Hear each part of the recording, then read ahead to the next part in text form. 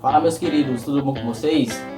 Então, no vídeo de hoje, a proposta que a gente tem trazido é para poder esclarecer algumas dúvidas que vocês iniciantes têm ao iniciar no mundo dos investimentos.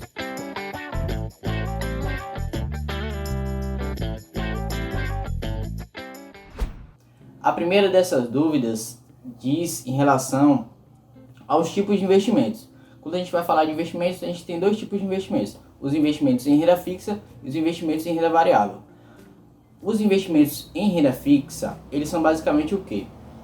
Você vai estar emprestando o seu dinheiro para uma instituição pública ou uma instituição privada. Quando a gente fala de instituição pública, a gente vai estar falando do governo e a gente vai estar emprestando o nosso dinheiro para o governo. Quando a gente empresta o nosso dinheiro para o governo, a gente empresta ele através de um tesouro Selic, um tesouro IPCA ou algum outro tipo de tesouro que tenha lá no site do Tesouro Nacional, que você pode estar encontrando.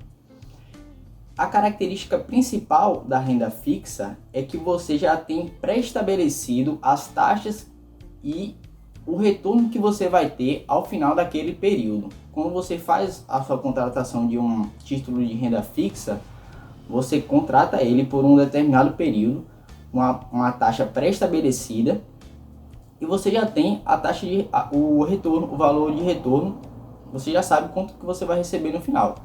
Então, o que pode variar são os preços, mas a remuneração final ela nunca vai variar.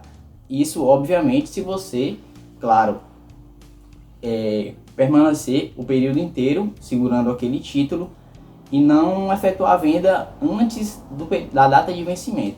Ao falar da renda variável, a gente tem que entender que a remuneração e o preço delas vão variar ao decorrer do tempo, diferentemente da renda fixa, que a remuneração a gente já conhece, porque a gente já pré-estabeleceu anteriormente as taxas e a gente já sabe qual vai ser o nosso retorno quando a gente for fazer o resgate do título.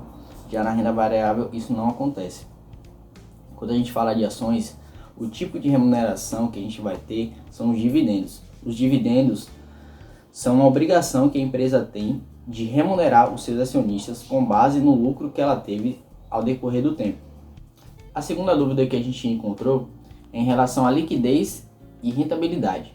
E são duas variáveis muito importantes que você, investidor, tem que estar muito atento e tem que entender para que elas servem e o que elas são. Quando a gente fala de liquidez, a liquidez ela consiste no grau de facilidade de você converter determinado ativo em dinheiro. Vou citar um exemplo para vocês aqui. Quando a gente fala de um tesouro Selic, ele é um ativo com alta liquidez. Por quê? Porque você pode estar resgatando ele com uma facilidade muito grande. Você chega lá na sua corretora, pede o resgate daquele título e no outro dia você já tem o dinheiro em mãos. Quando a gente fala de ações, já é um pouco menos, tem uma liquidez menor. Porque nas ações você tem que realizar a venda. Depois da venda você tem que fazer a transferência da corretora para o seu banco. E aí só depois que você pode sacar. Ou seja, você tem que primeiro conseguir vender e depois transferir o dinheiro para sua conta. Então é um período maior, a facilidade não é tão grande e você não consegue converter esse dinheiro com tanta rapidez. Com relação à rentabilidade, a rentabilidade é o grau de retorno que você tem de determinado investimento. Vamos citar um exemplo aqui. Vamos supor que eu investi 10 mil reais, ou seja, meu investimento inicial foi de 10 mil reais. E eu tive uma taxa de retorno, de rentabilidade de 50%, ou seja, o meu retorno final, o meu saldo final é de 15 mil reais. Então, a rentabilidade é a taxa de retorno que eu tenho de determinado ativo. A terceira pergunta que a gente encontrou é em relação a perfis de investidor. Quando você vai começar a investir e vai fazer a sua conta na corretora, você vai passar por um teste. Esse teste se chama Suitability, para identificar qual é o seu perfil de investidor. Existem basicamente 4 perfis de investidor: conservador, moderado, agressivo e arrojado. Para sucintar basicamente aqui o que cada um faz ou o que cada um pode fazer. O conservador, ele normalmente tem por volta de 80% do seu dinheiro em renda fixa, um pouco ali em renda variável ele não se expõe muito, esse percentual pode aumentar de 80%, pode ser maior do que isso. Quando a gente fala do moderado, ele já se arrisca um pouco mais, compra um fundo imobiliário, compra um pouco de ação, mas continua muito com seu capital investido em renda fixa. Quando a gente vai para o agressivo, aí esse sim, esse já investe bastante em renda variável, já investe bastante em ações, compra bastante fundos imobiliários, mas ainda assim tem um pouco em renda fixa. Já passando por arrojado, esse aí já se arrisca totalmente.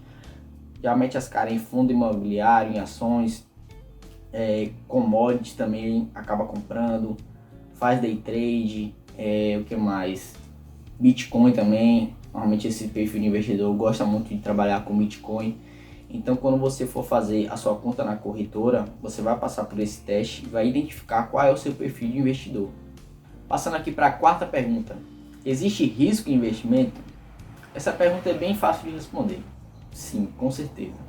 Todo investimento ele tem risco, independentemente de onde você vai estar investindo o seu dinheiro. Pode ser uma renda fixa, pode ser uma renda variável. Qualquer investimento ele vai ter risco. Mas uns vão ter mais riscos, outros vão ter mais. Eu vou pedir para a produção colocar aqui um gráfico que mostra quais são os investimentos que têm mais risco e mais retorno. Vocês vão perceber que os títulos de renda fixa eles têm menos riscos, mas consequentemente o retorno deles é menor.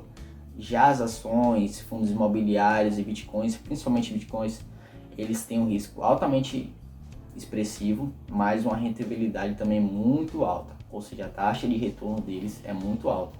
E aí vai ficar a critério de você e do seu perfil de investidor identificar qual o melhor lugar para investir, o que vai estar deixando mais confortável ou não.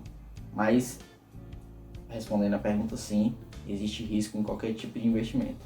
Puxando o gancho aqui da pergunta anterior, que a gente estava falando sobre risco nos investimentos, queria falar sobre o FGC. O FGC ele é o Fundo Garantidor de Crédito, um órgão privado que funciona como se fosse uma seguradora do seu dinheiro, para quando você tem ele investido nas suas instituições, seja corretora, seja em bancos ou até no governo, ele vai te garantir que se essa instituição venha a quebrar, venha a falir, ele vai te retornar até R$250 mil.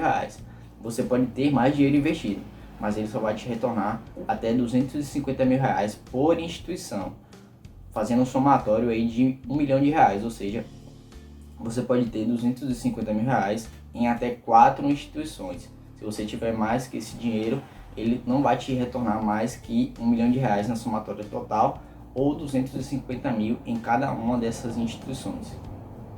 Última pergunta. O que é reserva de emergência?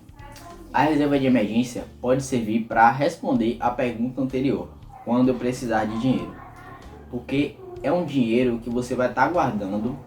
Normalmente as pessoas falam para você guardar 6 meses, de 6 meses a 1 ano do seu custo de vida, para você poder começar a investir, porque caso dê alguma coisa, alguma complicação, você seja demitido do trabalho, ou sei lá, uma crise como a gente está passando por agora e você precise de dinheiro, você já tem a sua reserva de emergência. Mas eu pretendo fazer um vídeo para falar a minha opinião sobre reserva de emergência, porque normalmente as pessoas só têm uma linha de pensamento com relação a isso, e eu penso um pouco diferente e eu penso em fazer um vídeo em relação a isso. E a reserva de emergência serve basicamente para isso, para você que precisa de um dinheiro rápido, um dinheiro com bastante liquidez, como eu falei anteriormente, e uma pessoa precisa ali para fazer alguma coisa de saúde, resolver algum problema urgente, e você tem a sua reserva guardada. Para fazer a reserva de emergência, você pode utilizar diversas coisas. Você pode até utilizar dinheiro mesmo em espécie, ou dinheiro em poupança, porque tem que ser algo que você tenha uma liquidez muito rápida e imediata. Quanto mais rápido você poder pôr as mãos naquele dinheiro, melhor. Até um Tesouro Selic serve também, porque ele é D+1, D+1 é... Você pede o resgate e no outro dia você já pode sacar. Tem uma liquidez também muito boa. Então, pelo vídeo de hoje é isso. Espero que vocês tenham gostado.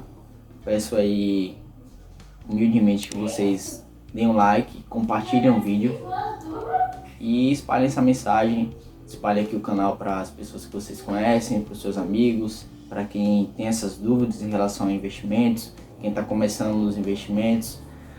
E é isso, agradeço novamente e até a próxima.